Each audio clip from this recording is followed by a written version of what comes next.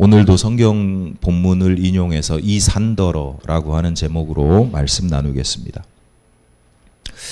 제가 어릴 때 시골에서 살았는데 동네가 크진 않았어요. 작은 동네에 그래도 또래들이 그때는 있었어요. 그래서 그 또래들 중에 한 친구가 있었는데 그 친구가 그 친구를 좀 부러워했던 적이 있어요. 어릴 때. 1년 내내 부러워한 건 아니고 1년에 딱 2번. 언제일까요? 네. 어떻게 잘 아셔요? 명절 때, 설하고 추석 때. 왜냐하면 이제 그 친구는 그 집에서 형제들 중에 막내고 어린 막내고 이제 형들, 누나들이 장성해서 도시에 가서 이제 일을 했죠. 직장 생활을 한 겁니다. 나중에 알고 보니까 막 공장도 다니고 힘들게 생활을 했지만 어렸을 때는 그런 걸 잘 모르죠. 그래서 명절 때 되면 다 이제 집에 오는데 형 누나들이 빈손으로 오진 않잖아요. 선물을 그 동생, 특히 막내 동생 선물을 가지고 옵니다. 그러면 그 막내가 받은 선물들이 한아름이 되는 거예요. 그 당시에는 정말 귀한 줄로만 알았던, 그전에는 좀 귀했는데 나중에 저희 때는 좀 귀한 줄만 알았던 전자시계, 나중에 보니까 남대문 시장 같은 데서 이제 막 사오는 건데 그런 거 보면 이제 눈이 돌아가는 거죠. 생전 처음 보는 이런 신문물을, 어른 주먹보다도 큰 초콜릿 이런 것들 처음 보는 것들이 있었어요. 그 중에서도 가장 기억에 남는 것, 그리고 가장 그 친구가 자주 받았던 것, 자주 받았던 게 뭔가 하면 종합 과자 선물 세트. 다 기억하시죠? 종합 과자 선물 세트. 아마 그 제과 회사들마다 다 이렇게 냈을 건데 큰 상자 안에 다양한 종류의 과자들이 이렇게 들어 있는 거죠. 한 번은 그 친구 집에서 그 친구가 종합 선물 세트 그 과자 상자를 개봉을 할 때 제가 같이 있었어요. 함께 열어본 적이 있었어요. 얼마나 기대가 돼요. 요즘은 과자가 흔해 빠진 세상이고 자주 먹기도 하고 비싼 과자도 많지만 그때는 저는 특히 저희 어머니가 군것질을 안 시켜가지고 군것질은 불가능한 삶을 살았거든요. 과자 선물 세트가 너무 크고 화려한데 그 안에 이제 개봉했을 때 어떤 게 나올까 얼마나 기대가 되는지 몰라요. 그래서 딱 열었는데 어린 나이 때 제가 초등학생, 국민학생이었는데 그때 어린 마음에도 좀 실망했던 기억이 있어요. 왜냐하면 눈에 확 보이는 게 있는데 맛있고 좋은 게 있는데 한 절반 정도는 맛이 없는 거, 평소에 잘 안 팔리는 거, 껌도 은단껌, 무슨 인삼껌 이런 거. 그러니까 평소에 잘 안 팔리는, 우리가 옛날에 전빵이라고 그랬잖아요. 전빵에 가보면 껌도 잘 팔리는 거는 이렇게 쑥 빠져 있고 안 팔리는 건 옆에 계속 남아 있거든요. 그런 것들이 거기 안에 가득 들어 있는 거예요. 그러니까 어린 마음에도 이런 식의 상품 구성이라면, 제가 표현은 지금 표현으로 하는 겁니다. 근데 어릴 때 그냥 마음에 이런 식의 상품 구성이라면 차라리 내가 좋아하는 거 과자만 골라서 사 먹는 게 훨씬 낫겠다, 실리적이겠다, 이런 생각이 드는 거예요. 그때 제 기억으로 선물 상자, 그 종합 선물 세트 과자가 어떤 거는 싼 거는 2,000원, 중간 거는 한 3,000원, 그리고 비싼 건 한 5,000원 정도 했었거든요. 그러니까 예를 들어서 3,000원짜리 종합 선물 세트 상자를 딱 보면 그냥 겉으로만 보면 한 5,000원, 10,000원어치 들어있는 것처럼 화려하게 이렇게 꾸며져 있는 거예요. 기대를 했는데 딱 열어보면 실속은 한 1,000원, 2,000원어치 정도밖에 안 되는 거죠. 옛말이 딱 맞습니다. 빈수레가 요란하고 겁먹은 개가 크게 짖는다. 옛말이 그렇잖아요. 이제 크고 화려하게 포장하고 치장하고 그럴듯하게 보일수록 뭔가 감추고 있을 확률이 높죠. 그러니까 그런 것에 크고 화려하게 치장되어 있을수록 그런 것에 마음을 빼앗기지 말아야 되겠다라고 하는 교훈을 얻게 됩니다. 그런 교훈을 한번 얻고 나니까 이후로는 사람이 그런 모습들이 잘 보여요. 사람도 그렇죠. 선물 세트뿐만 아니라 사람도 그렇잖아요. 어떤 사람은 참 내실이 있는데 어떤 사람은 허세로 가득한 사람이 있어요. 내실이 있고 실력이 있고 이런 사람들이 겸손하기까지 하면 최고인데 좀 실력이 없고 내실이 없는 사람은 당연히 겸손해야 되잖아요. 그 정도만 가면 본전인데 실력도 없고 내실도 없는데 막 허세를 부린단 말이에요. 내가 이것도 하고 왕년에 이렇게 또 하고 내 지인 중에 내 인맥 중에 뭐도 있고 뭐 이런 얘기들을 한단 말이에요. 그러니까 처음에는 곧잘 주목도 받고 인정도 받는 것 같은데 그리고 사람들이 그렇게 얘기하는데 또 에이 뻥치지 마 이럴 수는 없잖아요. 그러니까 잘 들어준단 말이에요. 근데 조금만 시간이 지나면 그 사람이 실제로 내실이 없으면 금세 들통이 나기 마련이죠. 매사가 다 그래요. 우리의 신앙생활도 성도들의 신앙생활도 마찬가지입니다. 교회도 마찬가지입니다. 온갖 종교적인 언어들, 신앙적인 표현들, 그럴듯하게 은혜로운 간증들 이런 것들이 차고 넘치는데 가만히 보면 그게 허세인 성도, 허세인 목사, 허세인 교회들이 종종 있어요.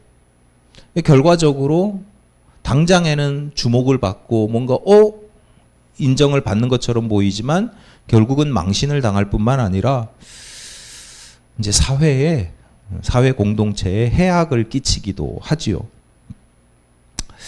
외람된 말씀이지만 우리도 포함되어 있긴 한데 한국 교회의 현재 모습이 사실은 그런 부분들이 좀 많이 있습니다. 제가 볼 때는 참 허풍도 뻥도 너무 심하다. 너무 치장한다. 치장할 걸로 치장을 해야 되는데 너무 물론 누구나 우리가 모든 분야에서 사람이 완전할 수 없기 때문에 모든 분야에서 내실 있게 살 수는 없지요. 부족한 부분이 있기 마련입니다. 저처럼 얼굴이 잘생겼으면 돈이 없고 여러분 너무 지루하게 하시는 것 같아서 원고에 없는 농담 한번 해봤습니다. 어쨌거나 누구나 아무리 잘난 사람도 부족한 부분들이 있죠. 그러면 그 부족한 부분을 그냥 인정하면 됩니다. 겸손하게 난 이런 부분이 약해 이런 부분이 난 부족해 라고 인정하면 돼요. 근데 그 인정하는 게 참 쉽지 않거든요. 근데 성도들은 신앙인들은요 나의 연약한 부분을 인정할 수 있는 담대함, 의연함, 내가 좀 부족하고 모자라도 사람들 앞에 주눅들지 않고 나 좀 부족해 라고 이야기할 수 있는 그 의연함, 담대함이 어디에서 나오냐면 신앙에서 나오는 거예요.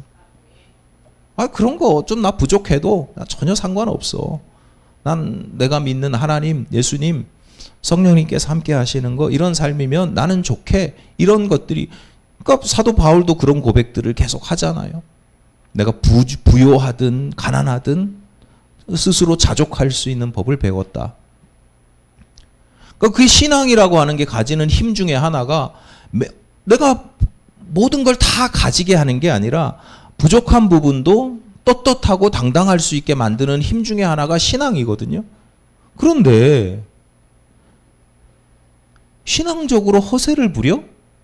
그럼 뭐예요? 그 사람의 신앙에 문제가 있는 거죠.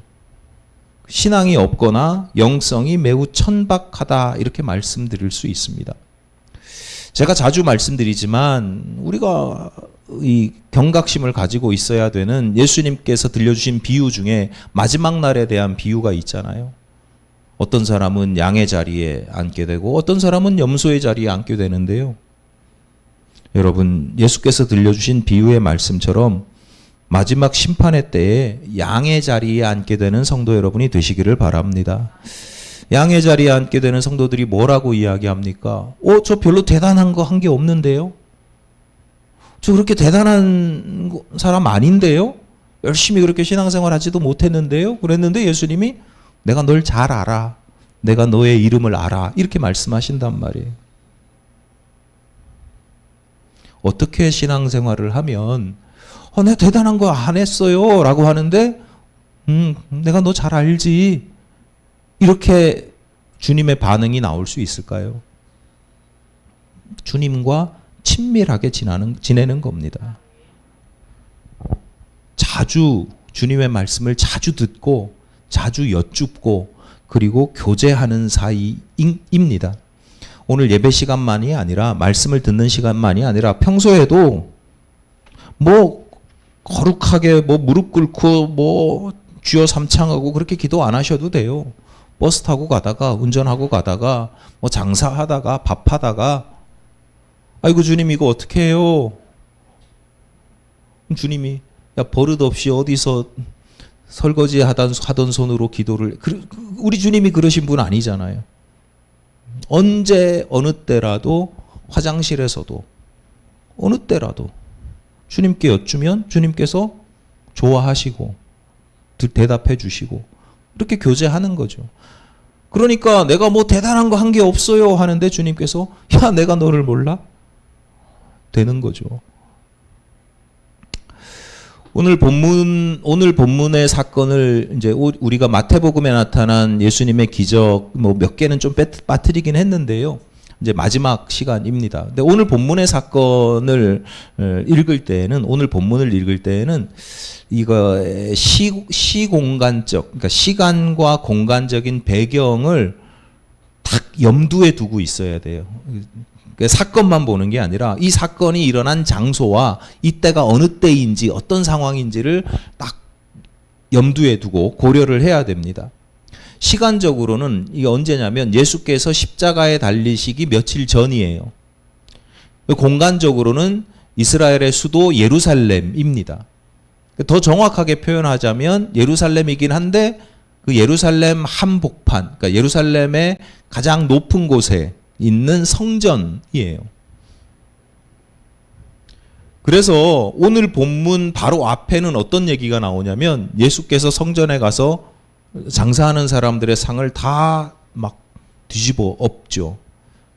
기독교 전통에서는 성전 정화 사건 이렇게 이야기하지만 그 당시 사람들이 볼 때는 어떤 청년이 와서 난동을 부린 겁니다.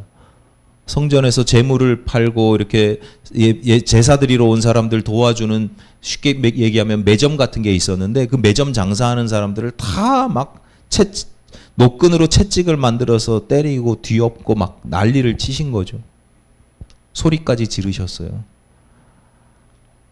만민이 하나님께 기도하는 집을 너희가 어떻게 강도의 구렬, 강도의 동굴로 만들었느냐 이러면서 막 난리를 부리신단 말이에요. 오늘 본문 바로 뒤에는 그 성전의 대제사장들, 장로들, 그러니까 성전에 힘 있는 사람들과 이제 논쟁해요. 야, 너 무슨 권리로, 무슨 권한으로 이런 일을 하고 이런 말을 해? 그러니까 예수님이 뭐 논박하는 그런 얘기가 바로 이어집니다.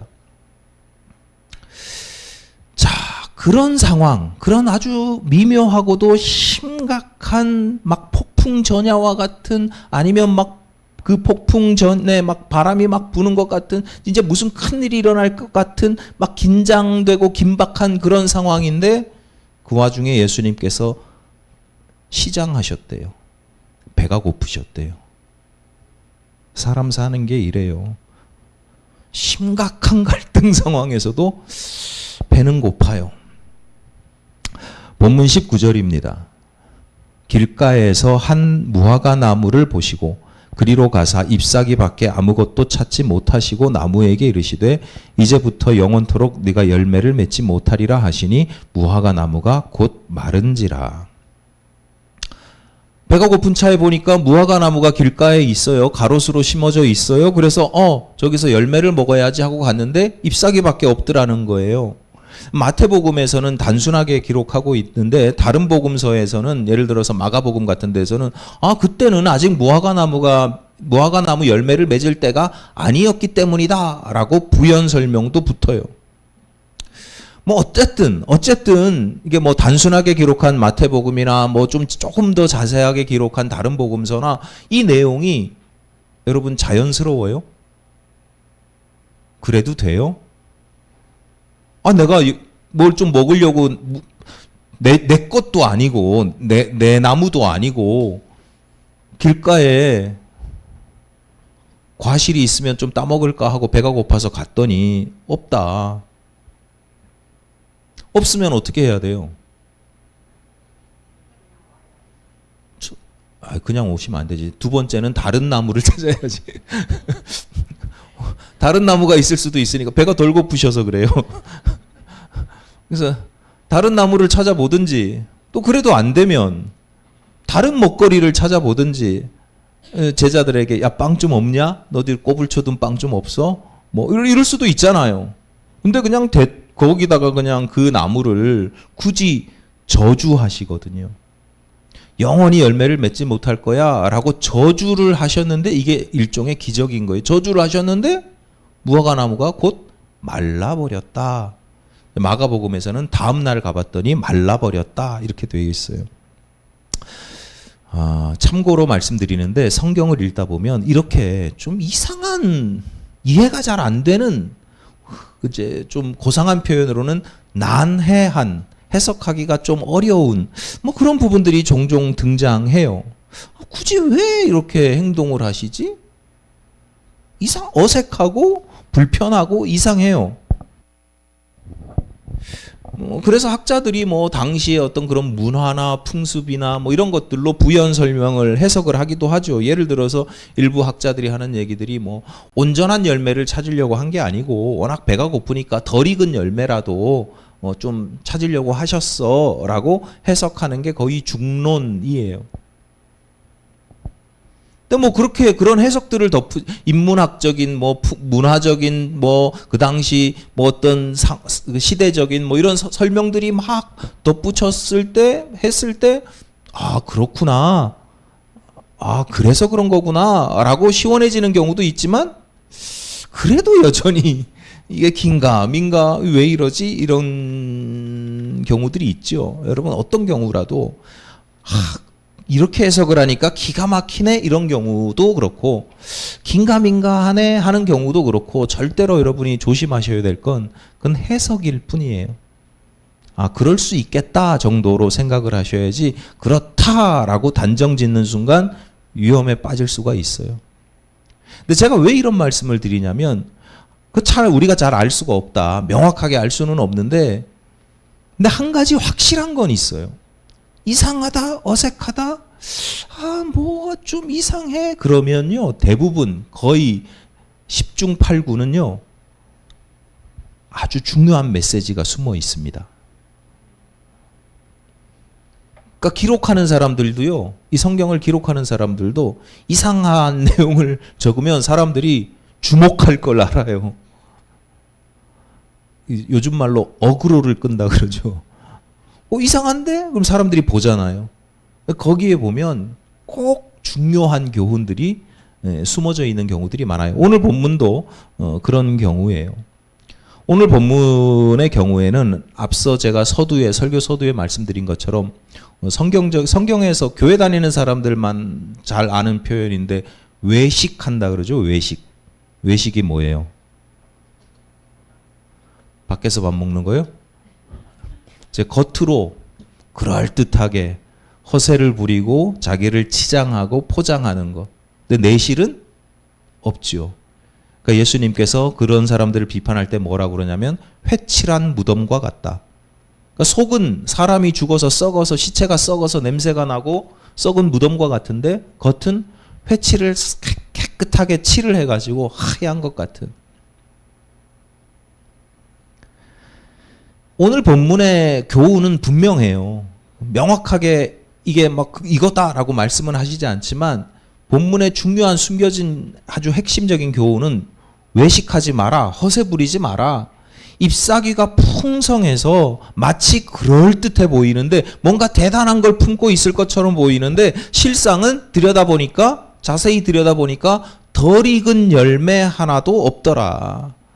그런 신앙은 결국은 말라버리게 된다라고 하는 거예요. 안타깝지만 저주받은 무화과 나무는 어떻게 보면 억울해 보이기도 하고 좀 그렇지만 우리에게 명확하게 보여주시는 시청각 교재예요. 너희들도 이 무화과 나무와 똑같아. 잎사귀만 무성하고 만약에 열매를 맺지 못하잖아? 주님께서 원하실 때 조그마한 시더라도 떨더라도 조그마한 열매를 맺지 못하잖아? 그러면 이렇게 말라져 버릴 거야.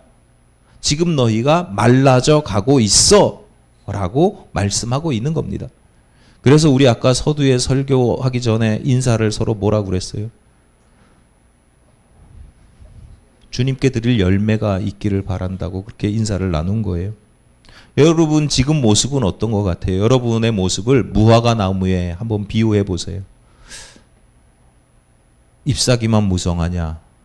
열매가 몇 개 달려 있냐? 아니면 크냐, 작으냐, 잘 달렸냐, 탐스럽게 풍성하게 잘 달렸냐? 잎사귀도 없이 말라 비들어가고. 자, 그런데 그 다음이 중요해요. 이것을 잘 이해하시면 예수께서 무화과 나무를 죄 없는 건 아니지. 하여튼 이 무화과 나무를 저주하신 사건도 이게 크게 무리수를 두신 게 아니라 이게 절대로 외식하거나 허세를 부리면 안 돼라고 하는 교훈을 강력하게, 매우 강력하게 주시기 위해서 이랬구나라는 걸 알 수 있습니다. 20절, 21절입니다. 제자들이 보고 이상히 여겨 이르되 무화과 나무가 어찌하여 곧 말랐나이까? 예수께서 대답하여 이르시되 내가 진실로 너희에게 이르노니 만일 너희가 믿음이 있고 의심하지 아니하면 이 무화과 나무에게 된 이런 일만 할 뿐 아니라 이 산더러 들려 바다에 던져지라 하여도 될 것이요. 무화과 나무가 어떻게 이렇게 말랐죠? 그렇게 물었으면 예수님이 여차저차 얘가 잎사귀만 풍성하고 열매가 이런 교훈을 말씀을 예수님이 들려주시는 게 아니에요. 왜 말랐죠? 묻는데 예수님이 뭐라고 말씀하시냐면 그 말씀을 확 비틀어요. 이것도 사실은 이상하거든요. 예수님이 이런 논법을 가끔 쓰셔요. 누가 이렇게 질문하면 질문을 비틀어서 대답을 하셔요. 어떻게 이렇게 말랐죠? 그랬더니 하시는 말씀이 야, 너희도 기도하면 돼. 믿음으로 기도하고 의심하지 않으면 이 무화과 나무에게 일어난 사건 정도가 아니라 이 산을 들어서 이 산더러 바다에 던져지라 해도 가능해. 그래서 마지막 교훈이 믿음으로 기도하면 구하는 건 다 받을 수 있어 라고 말씀을 하셔요. 이게 다시 말씀드리지만 이 맥락이나 상황에 대한 아무런 이해가 없이 이 본문의 내용만, 이 사건만 탁 보면 어떻게 이해가 되냐면 믿음으로 하는 기도가 능력이 있지, 신통력이 있지, 이렇게 생각하기가 쉬워요. 그래서 제가 아까 말씀드린 거예요. 이건 맥락을 봐야 된다. 상황을 봐야 된다. 이 사건 하나만 떼놓고 보는 게 아니라 지금 이게 어떤 상황에서 일어났느냐. 지금 이 사건이 일어나는 시공간 어디라고 그랬어요? 예루살렘, 그 중에서도 성전, 그리고 언제라고 그랬어요? 예수님이 십자가에 달려 돌아가시기 직전, 며칠 전이에요. 그래서 그 상황이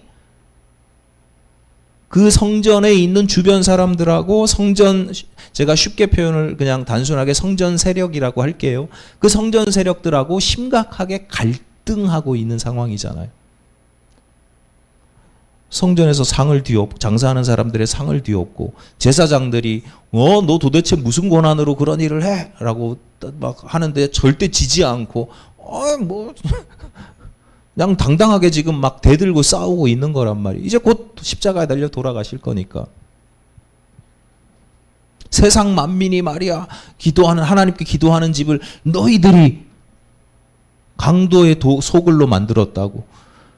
그 제사장들한테 뭐라고 이야기하는 거예요? 너희가 강도다 이 얘기를 하는 거예요. 성직자들에게 오늘날 죄송한 얘기지만 오늘날 한국 교회의 목회자들, 목사들, 성도들도 그런 비판을 듣잖아요.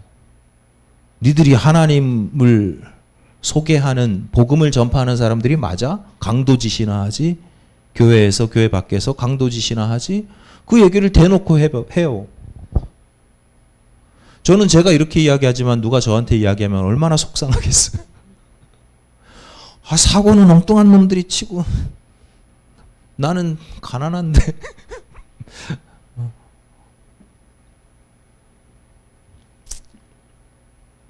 그런 상황이란 말이에요. 간단한 예를 하나만 볼게요. 그 당시 성전에서 매매되던 재물들이 있잖아요. 재물들이 뭐 소도 있고 양도 있고 그러는데 비둘기 한 마리의 가격이 2데나리온 정도 된다고 봐요. 1데나리온이 노동자들의 하루치 품삯이에요. 요즘 노동자들의 하루치 품삯을 10만 원으로 보면 2데나리온이면 얼마예요? 20만 원. 15만 원으로 보면 30만 원. 20만 원으로 보면 40만 원. 그러니까 한 30만 원 내외, 20만 원 내외, 2, 30만 원, 뭐 3, 40만 원, 뭐 그 정도 되는 정도 금액이에요. 비둘기 한 마리에 30만 원. 적절한 가격이에요. 박철남 집사님이 토종닭 유통업을 하시잖아요. 제가 이렇게 가만히 한 번도 제가 시세를 여쭤본 적은 없는데 이제 가만히 이렇게 보면 한 마리 이게 시세에 따라 다르고 뭐 중량에 따라 다르고 다 그런데 그 닭 한 마리에 한 15,000원, 2만 원, 뭐 그런 그 정도인 것 같아요. 그런데 하시는 말씀이 가끔 어쩌다 한 번씩 손님 중에 와가지고 살아있는 닭을 씨알 좋은 놈으로 아주 좋은 놈으로 골라서 3만 원에 사가는 사람이 있대요. 사람들이 다 깎으려고 그러잖아요. 근데 이 사람은 좋은 거를 더 값을 주고 산대요. 보면 무당 수발 드는 사람이에요. 그러니까 무당이 그 상에 올리려고 이제 그런 필요한 물품들을 이렇게 구매해 주는 사람이에요. 이 사람은 왜 3만 원에 더 비싼 값에 사가요? 똑같은 거라도 깎으면 되잖아요. 3만 원 달라 그래도 2만 5천 원에 해줘요. 안 돼요. 2만 8천 원에 해줘. 보통 사람들이 그렇잖아요. 근데 왜 3만 원에 사가요? 여러 가지 이유가 있는데요. 그 중에 한 가지는 이걸 무당한테 팔면 한 5만 원은 받잖아요. 자, 보세요. 박철남 집사님이 예를 들어서 2만 원에 파는 닭이다. 그럼 원래 2만 원짜리가 아니잖아요. 더 뭐 15,000원, 18,000원 이런 걸 사와가지고 2만 원에 판단 말이에요. 예를 들어서 15,000원짜리가 5만 원까지 됐어. 몇 단계를 거치면서 5만 원이 됐어. 그러면 이게 폭리를 취하는 거예요? 아니죠. 장사는 그런 거니까. 유통이 그런 거예요. 시간과 장소가 달라지면 돈이 붙어요. 왜냐하면 거기 비용이 들어가기 때문에, 노동이 들어가고 비용이 들어가기 때문에 이건 어쩔 수가 없어요. 그래서 장사를 잘하면요, 전통적으로 장사를 잘하는, 돈 벌려면 장사를 해야 돼요. 요즘은 시대가 바뀌어서 뭐 금융 이런 걸 해야 돈 번다 그러지만 전통적으로는, 근데 장사의 본질이 뭐냐? 시공간을 바꾸는 거예요. 저기 있는 걸 여기서 팔고 여기 있는 걸 저기서 팔고, 어제 팔던 걸 오늘 팔고, 잘 보관했다가 여름에 팔던 걸 겨울에 팔고, 이런 식이에요. 자, 보세요. 장사라는 게 정상적으로 되면 그래 봐야 두세 배 가격이 오르는 거잖아요. 토종닭이니까 크기도 커요. 막 3kg 넘는 것도 많아요. 그게 비싸봐야, 제사용으로 쓰이는 비싸봐야 3만 원, 5만 원이라니까요. 3kg짜리가. 근데 어른 주먹 하나만한 비둘기 한 마리가 얼마였다고요? 20만 원, 30만 원, 싸면 20만 원, 좀 적당하면 30만 원, 비싸면 40만 원을 주고 사는 거예요. 그러니까 이게 얼마나 폭리를 취하는 거예요. 누구에게? 제사 지내러 오는 사람에게. 자, 그런데 더 중요한 게 있어요. 예수님이 단순히 너희들 너무 해도 너무 해먹는다. 그래서 지금 강도의 구려를 만든다. 이렇게 말씀하시는 게 아니에요. 유대인들은요, 자신의 경제적인 능력에 따라서 차등적으로, 뭐 다 그렇죠. 차등적으로 제물을 드렸어요. 그러니까 돈이 있는 사람, 돈 많은 사람은 소를 잡아드리고, 좀 적당히 있는 사람은 양을 잡아드리고, 뭐 이런 식이에요. 그러니까 비둘기는 어떤 사람이 잡아드려요? 가장 가난한 사람. 소도 양도 드릴 수 없는 사람이 비둘기를 드려요. 재물이라는 것, 예물이라는 게 사실은 그 자체가 중요한 게 아니고 거기에 들어가 있는 마음이 중요하잖아요. 정성이 중요하잖아요. 그러니까 10만 원짜리를 20만 원 주고 돈 많은 부자들은 내가 마음을 담아 드리니까 10만 원짜리를 100만 원에 드릴 수도 있고 1000만 원에 드릴 수도 있어요. 돈 있는 사람들이야 마음을 드리는 거니까. 근데 가난한 사람은요, 그 최소한의 돈이 없으면 그 최소한의 재물조차 드리지 못해요. 그러니까 돈이 없어서 내가 참 돈이 없어서 그 살 돈은 없고 내가 우리 집에서 정성껏 비둘기 한 마리를 잡아가지고 맷비둘기 한 마리를 잡아가지고 잘 길러가지고 흠도 없이 이렇게 해가지고 성전을 가지고 갔어. 그러면 제사장이 그 딱 보고 여기저기 있는 흠 없는 흠을 다 찾아가지고 부적격 처리를 한단 말이에요. 왜? 그러면 장사하는 사람들이 장사를 못하니까.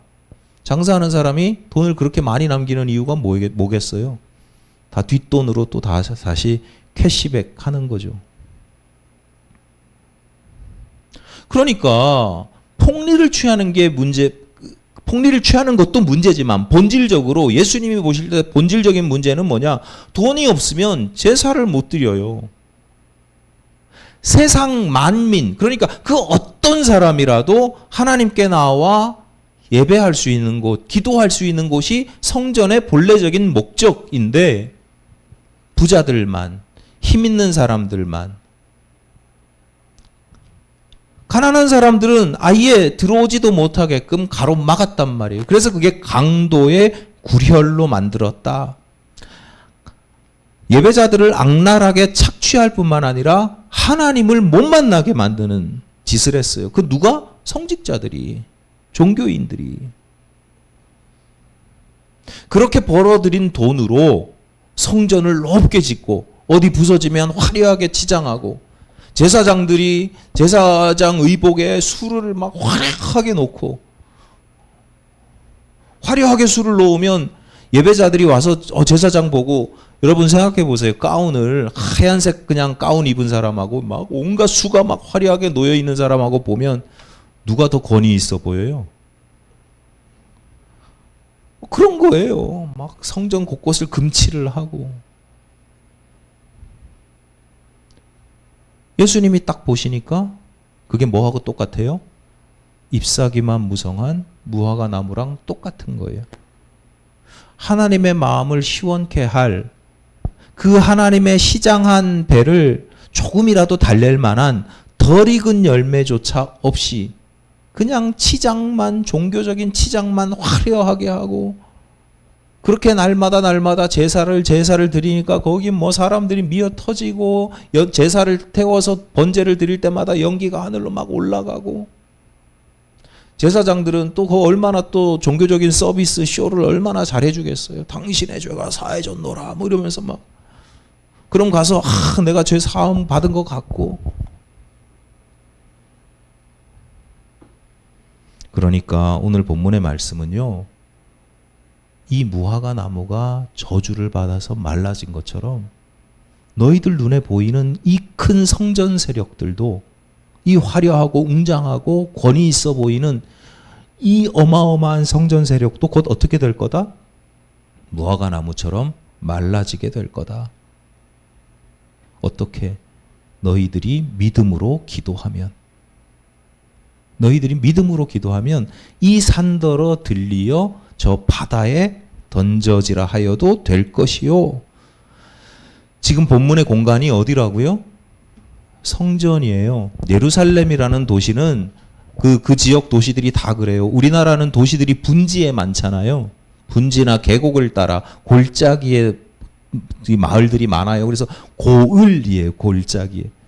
근데 여기는요, 마을들이 도시가 산봉우리 위에 있어요. 외적으로부터 공격을 받지 말아야 되기 때문에. 예루살렘도 산봉우리 위에 있는 도시예요. 예전엔 난공불락의 도시였어요. 그래서 다윗이 거기서 뺏어서 수도를 삼잖아요. 그 성전, 그 예루살렘 도시의 가장 중앙, 가장 높은 곳에 뭐가 있다고요? 성전이 있어요.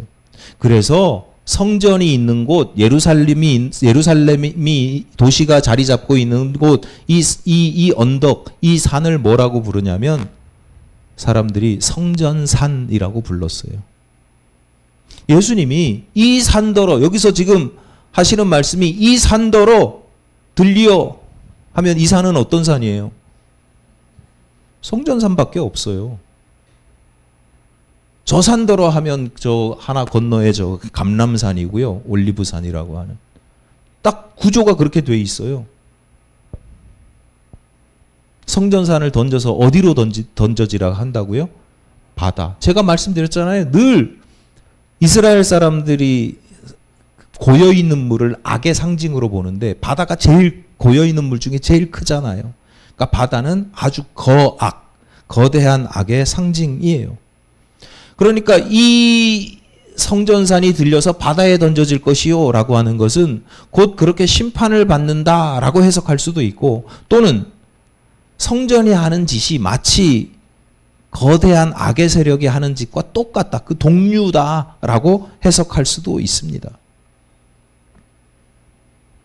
오늘날 우리에게는 이 사건과 교훈이 단순한 내용처럼 보일 수 있어요. 아, 그랬구나. 그런 갈등 상황 속에서 이렇게 말씀하셨을 수도 있겠다 정도로 해석할 수도 있어요. 그런데 마태복음 공동체, 그 당시 초대교회 성도들에게는 이 사건, 이 말씀이 굉장히 의미 있고 실감나는 말씀이에요. 왜냐하면 초대교회 당시에 기독교인들을 가장 핍박했던 세력이 누구예요? 성전 세력이에요. 유대교인들이에요. 예수님도 성전 세력에 의해서 죽임을 당하잖아요. 결국은. 예수 믿는 사람들을 끝까지 찾아다니면서 막 핍박하고 죽이려고 그래요. 그래서 예루살렘에서 도망간 데 또 찾아가고 또 찾아가고. 바울이 그랬던 사람 아니에요. 예수님의 말씀처럼 복음이 예루살렘과 유대와 온 복음이 성령이 너희에게 임하시면 성령의 권능을 받아서 예루살렘과 온 유대와 사마리아와 땅 끝까지 복음이 전파된다고 하셨는데 실제로 그런 일들이 일어나거든요. 근데 이런 일들이 일어나는 이유 중에 하나가 뭐냐면 핍박을 못 견뎌서 도망가다가 예루살렘에서 도망가서 유대주, 요즘으로 우리 쉽게 얘기하면 경기도 그래서 또 도망가다가 외국까지 도망가야 되는 그 정도로 핍박을 받았어요. 그러니까 초대교회 성도들에게 성전 세력이 얼마나 무서웠겠어요. 얼마나 두려웠겠으며 그 두려워할 만큼 그들이 강력했단 말이에요. 무지무지한 힘을 가지고 있었단 말이에요. 바울 같은 경우에 막 40명의 암살하는 사람들을 숨겨놓기도 하고 막 어마어마해요. 그리고 성전 세력이 그렇게 종교적인 역할만 하는 게 아니라 헤롯 그 왕 이렇게 다 결탁해가지고 한 자리씩, 대제사장은 그렇게 한 자리씩 차지하고 그랬던 거예요. 얼마나 두려웠겠어요. 자, 그리고 여러분, 뭐가 두려울 때 같이 찾아오는 감정이 뭐예요? 저 힘센 사람 때문에 나 너무 무서워. 두려워. 그러면 또 같이 찾아오는 감정이 뭐예요? 두려움과 부러움은 같이 나타나요. 쟤네들이 저렇게 힘센데 우리는 힘이 없잖아. 부럽지. 우리도 힘만 조금만 있으면 저항이라도 할 텐데. 옛말에 욕하면서 배운다 그랬거든요. 당장에는 내가 피해를 보니까 막 싫고 짜증나는데 나한테도 저런 힘이 있었으면, 나한테도 저런 돈이 있었으면, 그렇게 부러워하고 두려워하는 초대교회 성도들에게 예수님께서 지금 뭐라고 말씀하시냐면, 의심하지 말고 기도해, 기도. 육적인 싸움을 하는 게 아니라 기도해, 기도. 저 성전 세력을 무너뜨리는 무기는 돌멩이나 칼날이 아니라 기도야. 왜냐? 그 성전 세력은 나를 핍박하는 저들만이 아니고 내 안에도 있기 때문에. 내 안에도 아주 무섭게 강력하게 또아리를 틀고 있기 때문에. 어떤 모습이에요?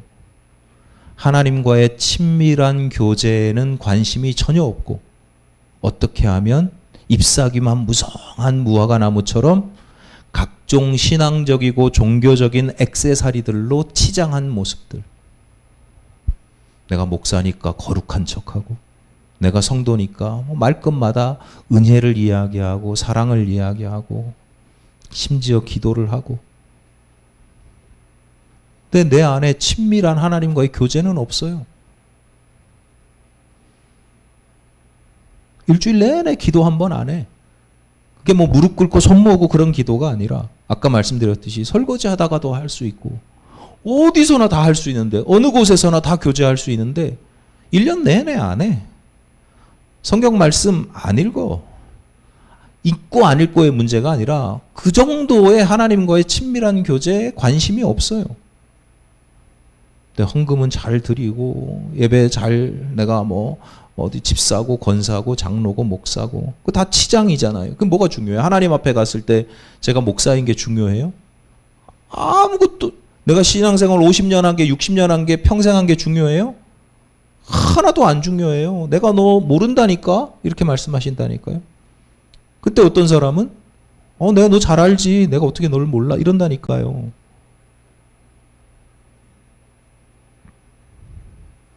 어느 교회가 뭘 가지고 있으니까 나도 우리도 가져야 됩니다. 저기는 저렇게 하는데 우리는 왜 안 합니까?